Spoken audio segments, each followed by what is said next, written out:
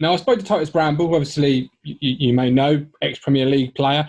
He told me who the hardest opponent he'd ever played against was. Now, before I tell you who he said, who was your hardest opponent that you'd ever played against? It could be Championship, Premier League, International, whatever. But who did you know, oh no, today's going to be a really tough day? I was fortunate enough when I left Ipswich that I think I was a better player. I think I did well at Ipswich, but when I went to Hull, I think the experience that I'd had at Ipswich and Leeds kind of made me, when I was at Hull, I was in my peak years, really. Yeah. So I was fortunate enough to play in the Premier League, and I wasn't as erratic and rash as what I was when I first went to Ipswich, where I was getting booked and sent off all the time. I kind of knew Stephen Bywater. Yeah, exactly. None of them I really happened.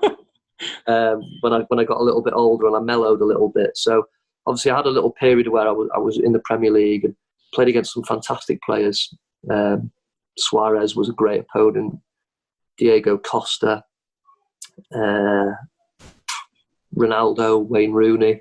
Wow. There's so many really top players. It would be really difficult to pick one. But Titus said it was Emil Heskey, because you always knew coming off the field that you'd been more or less in an absolute boxing fight, because he was strong, he was physical, and that which really surprised me. Obviously, as you just mentioned there, some great names. He's played against some great names, but yes, he said Emil Heskey, because the best player I ever played. Well, I wouldn't say he's the best player I played against, but he would be right up there. Who gave me a torrid one afternoon was Thierry Henry when he was at Arsenal. I remember playing against Arsenal when I was at Birmingham before I came to Ipswich. Just before I came to Ipswich, actually, this was. And I remember just how big and how strong and how powerful and how quick he was.